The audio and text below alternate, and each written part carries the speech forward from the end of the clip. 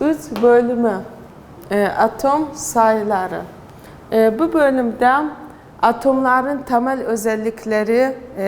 özelliklerini tanıyacağız. Her bir atom sayısı, kütle sayısı, bunların her birisini nasıl sayılır onu öğreneceğiz. Atom sayımı. Şimdi ışık panolarında kullanılan neon gazı. Neon gazı ışık panolarında kullanılır. Nasıl? Çünkü atmosfer basıncında çok küçüktür. Kuru havada helyum %0,002 olarak bilinir. Kimyagerler her elemente ait olan temel özelliklerini, her elementin özelliğini ayrı bir şekilde dizmişler. Elementler, eğer periyodik cedvele bakarsak, elementler atom sayısına göre küçükten büyüğe dizilirler. Yani ne? Periyodik cedvelde sayfa 122'ye baksak,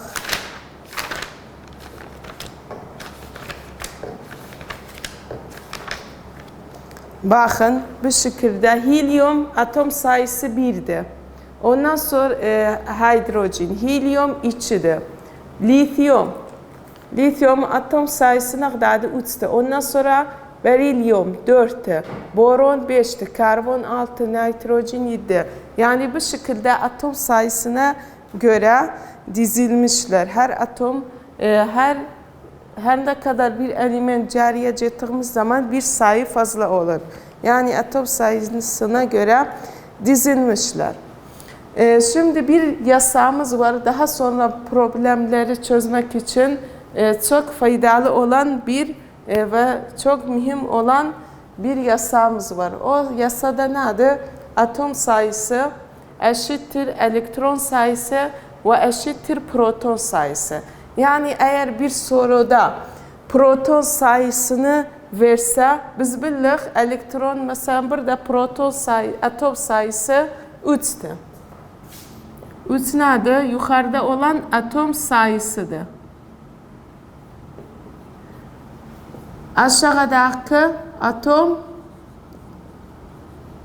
kütlesi. Bakın, burada lityumda atom sayısı kaçtı? 3'tü. Madem atom sayısı 3'tü, yani elektron sayısı da kaçtı? 3'tü. Proton sayısı da kaçtı? 3'tü. Ne için? Çünkü bizim bir yasamız var. Atom sayısı eşittir elektron sayısı ve eşittir proton sayısı. Şimdi izotoplar. Her bir elementin izotopu, çoğu ya da elementin izotopları vardır. Mesela örnek olarak hidrojen.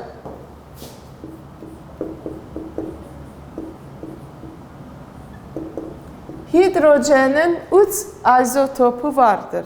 Birincisi protyum, döteryum, trityum. Bu üçü nedir? Hidrojenin izotoplarıdır. Şimdi bunun genel şekline baktığımız zaman bakarız, protyum tek bir nasıl var? Tek bir protonu var. Tek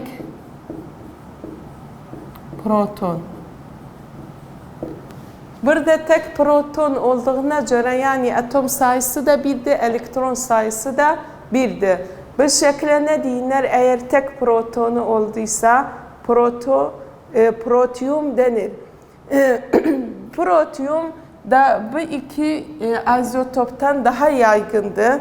%99,98 havada var. Döteryumun şekline baktığımız zaman bakarız, tek proton ve tek nötron içerir. Bakın, bir protonla bir nötronla bir protonu var. Bu deuterium yüzde 0,015 havada var. Tritium'un şekline baktığımız zaman bakarız tek proton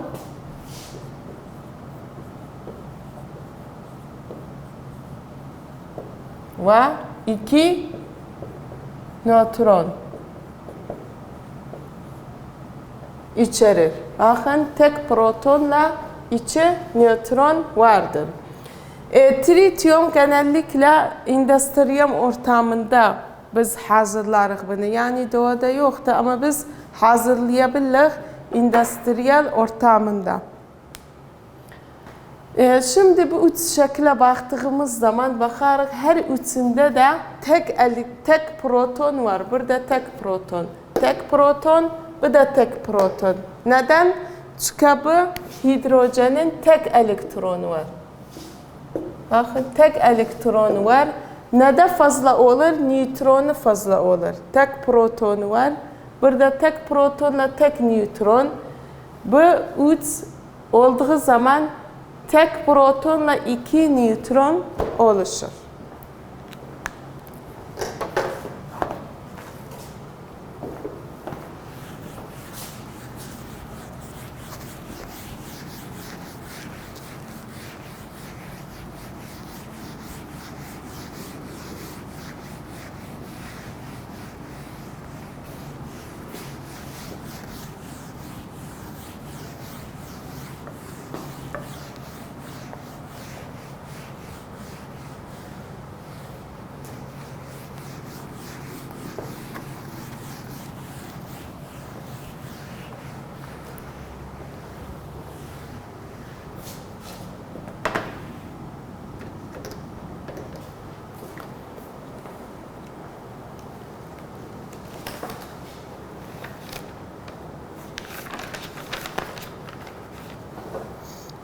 Kütle sayısı.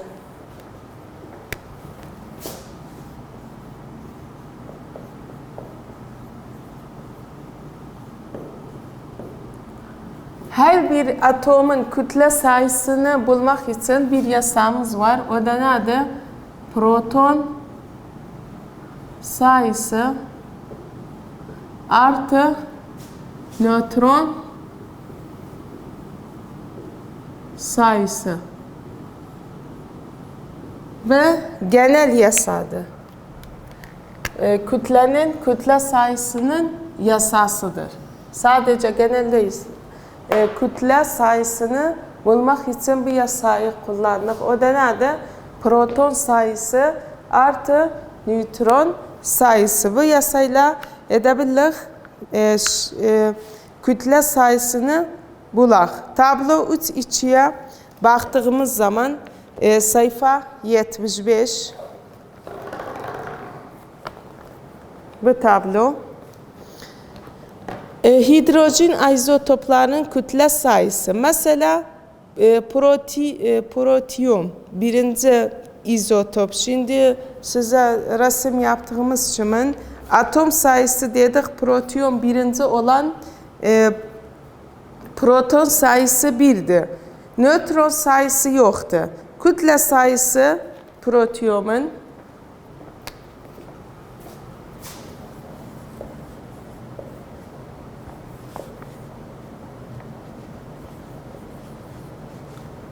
proton sayısı 1'di. Nötron sayısı 0'dı. Yani protiumun kütle sayısı eşittir proton sayısı 1 artı nötron sayısı 0 eşittir 1.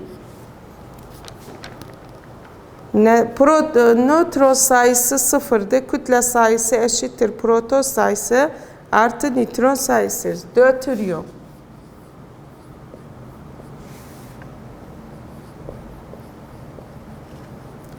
Deuterium daha önce resim yaptığım gibi şekil 3-9'da da görünür. Tek protonla tek nötron var. Tek proton yani 1'de, tek nötron da 1'de eşittir 2. Tritium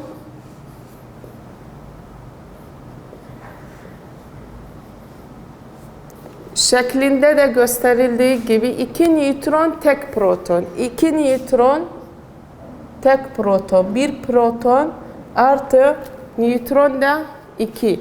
2 nötron eşittir 3. Kütle sayısı. Bu hidrojen izotoplarının kütle sayısı. Bakın atomla nötron sayısına göre kütlesi de değişir. Bu şekilde edebilirlik kütle sayısını bulaq.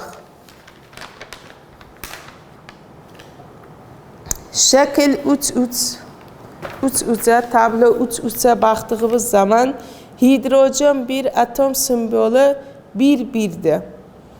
Hidrojen içi 1'dir. Neden? Çünkü atom sayısı içidir. Elektron sayısı, proton sayısı ve nötron sayısını aynı şekilde bu izotopların proton, nötron, elektron sayısını gösterir. İndi gələk izotopların adlandırılması.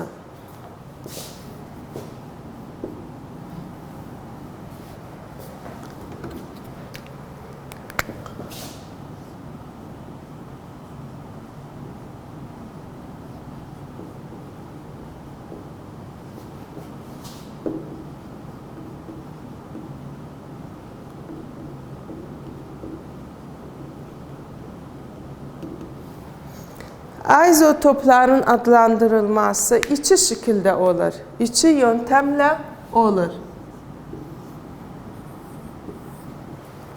Birinci yöntem atom kodlama temeline göre olur. Element basağında bir çizgi ve kütle sayısı. Bakın. Mesela uranyum 235'ti. 92. Bakın. Uranyum eğer birinci yöntemle adlandırsak, birinci yöntem nedir? İzotopun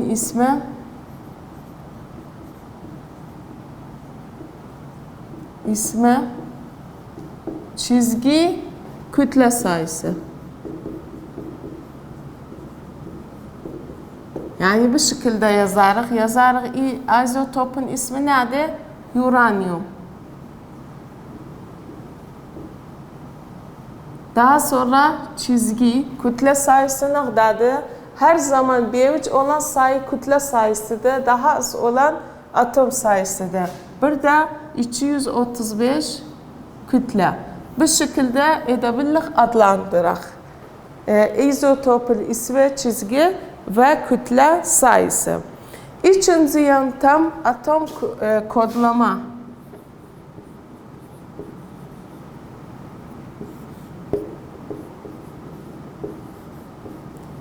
Atom kodlama yöntemi.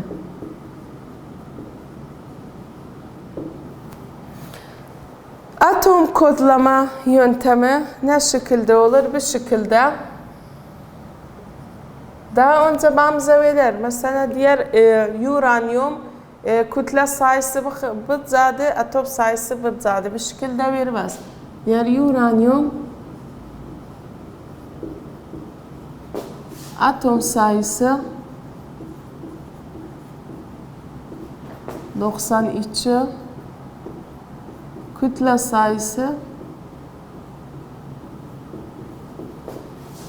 235'ti. Bamıza diğer bu izotopu adlandır. Biz ne edirik? Kodlama yöntemiyle edirik. Yukarıda kütle sayısı 235, aşağıda atom sayısı, ortada da uranyumun simbolü. Bu şekilde edebilirlik adlandıraq. Biz kütle sayısı bu yasanı daha önce bildik.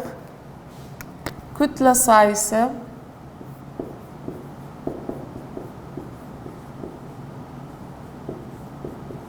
eşittir proton sayısı artı nötron sayısı.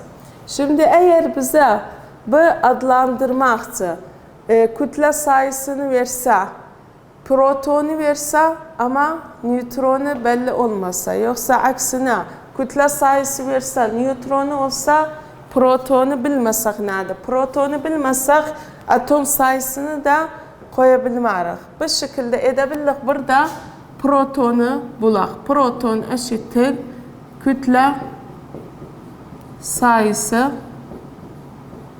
Bakın proton öz yerinde. Kütle sayısı. Böyleler bura olur eksi nötron. Veya nötron sayısını da bu şekilde bulabilir. Kütle eşittir kütle sayısı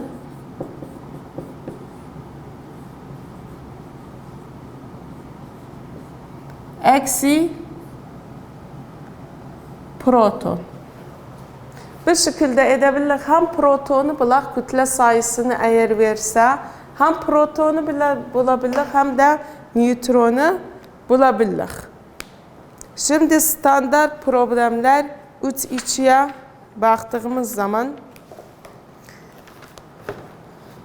direkt klor 37 atomun içinde protonlar, elektronlar ve nötronların sayıları ne? Standart problem sayfa 77. Soru ne dire? Dire klor 37. Bakın klor çizgi 37. Bundan önce dediğim için buna nedir? Klorun adlandırılmasıdır. Dedik klor çizgi kütle sayısı. Bu şekilde bildik kütle sayısı klorun kaçtı? 37 ise. Diri neyi bul? Proton, elektron ve nötron sayıları kaçtır? Diri bunların her birini bul. Biz diyerek klor 37 periyodik cedvelde ilk önce neyi çıkardarıq? Sayfa 122'de. Şimdi sınavda ben size veririm. Atom sayısı diyelim belədir. Biz günlükte siz periyodik cedvelde çıkardabilirsiniz. Atom sayısı 17'dir. Atom sayısı 17'dir. Biz daha önce bir yöntem dedik, bir yasa dedik. Atom sayısı eşittir proton sayısı ve elektron sayısı.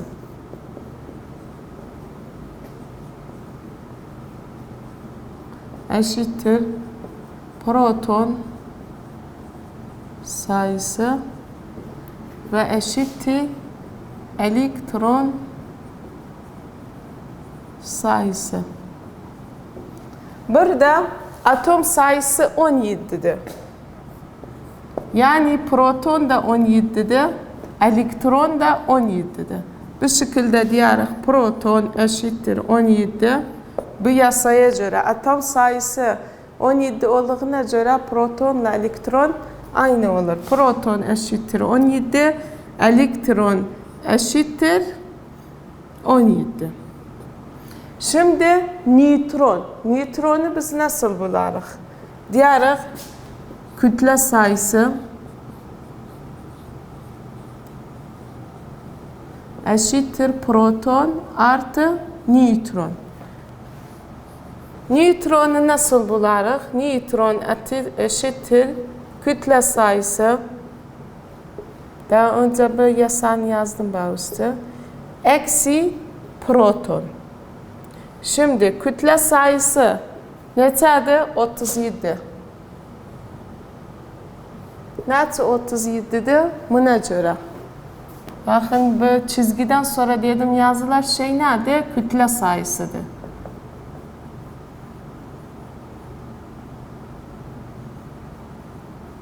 %37'dir.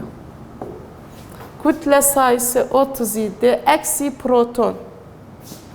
Proton kaçtı? 17. 37 eksi 17 edir 20. Bu şekilde 20 nötronumuz var.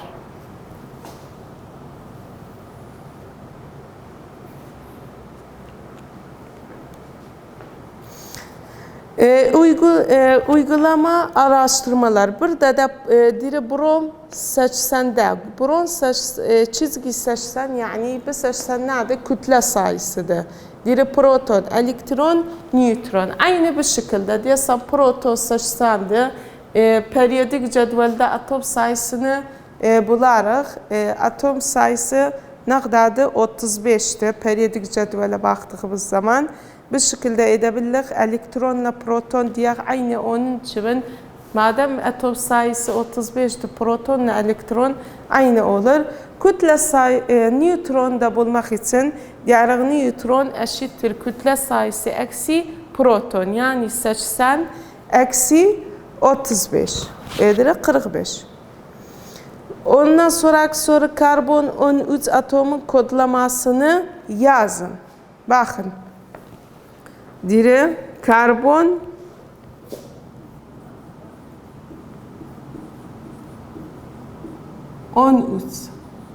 Karbon 13'ün kodlamasını yazın. Biz periyodik cedvele bakarız. Periyodik cedvelde atom sayısını buluruz. Şimdi karbon çizgi 13. Bu 13 yani ne? Eğer atom kodlamasını yazsak, dedik önce simbolü, ortada karbon simbolü, yukarıda kütle sayısı 13'tür. Necə bildik? Çünki çizgiden sonra gelen sayı nedir? Kütle sayısıdır. Aşağıda da periyodik cedvelde atom sayısını buluq, 6'dır. Bakın, periyodik cedvele baktığımız zaman bu şekilde deyil, tersidir. Bu şekildedir. Ama bu ne şeklidir? Kodlama. Atom kodlama şeklidir. Atom kodlama şeklidir. Ondan sonraki soru atom 15 elektron ve 15 nötron içeren bir elementin harfinin kodlamasını yazın. Harfi kodlama. Değil mi atom kodlama? Yani çizgi şekilde. Diri 15 proton, 15 elektron ve 15 nötron. 15 elektron yani ne? Yani 15 proton, 15 nötron. Diri harfi kodlamasını yazın. Önce diyerek fosfor. Harfi kodlama nasıl olur? Fosfor, çizgi, kütle sayısı. Kütle sayısı ne kadardır? Kütle sayısı eşittir. Proton artı nötron 30. Atom kütlesi oranı. Atom kütlesi oranı elementlerin ortalama atom kütlesidir. Tablo 4'e baktığımız zaman izotoplar kütle sayısı doğada varlığı yüzde oranı atom kütlesi elementlerin atom kütle oranı. Atom kütlesi elementlerin atom kütlesi oranı AMU ile ölçünür. Bakın cedvelde de göründüğü için her elementin mesela hidrojen bir içinin kütle sayısı aynıdır. Bir içi için. Karbonun elementin atom kütle oranı hepsinin tüm izotopların aynıdır. Oksijenin aynıdır. Her üç izotopları. Elementlerin ortalama atom kütlesi. Elementlerin ortalama kütlesi mesela bir örnek olarak bize diyor iki grubumuz var. Bir grup %25'te, diğer grup %75'te. Birinci grup %25 toptu, ikinci 75 toptu. %25'e kanı gramı 2 ise %75'in 3 ise biz ne inarıq? Önce gram çarpı yüzdeye ederiz. Daha sonra bu 2 gramı birbiriyle artı ederiz. Buna çıkar elementlerin ortalama atom kütlesi çıkar bu şekilde. Ortalama atom kütlesi. Ortalama atom kütlesini de aynı bu şekilde. Önce yüzde kastı, sonra gramı artı yüzdesi çarpı gramı bu şekilde olur. Diyelim atom kütlesi 62, 929 ammo ve %69 bakır. Ve atom kütlesi başka bir bakırda aynen başka izotopu olan 64.293 yüzdesi de 30'da. Biz bu şekilde önce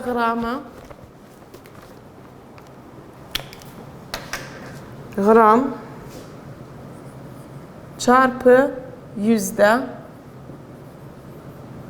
artı gram çarpı yüzde. Yani diyerek atom kütle ortalama atom kütlesi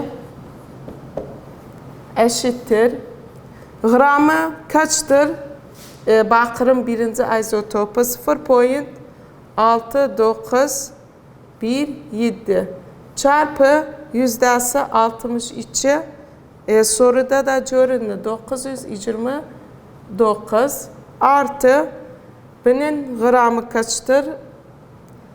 0.083 çarpı yüzdesi 64,927. Bu şekilde önce bunları çarparıq, sonra bunu çarparıq, sonra bir ikisini artı ederiz, ortalama atom kütlesini bulabilirik. Burada bu bölümün de sonuna geldik.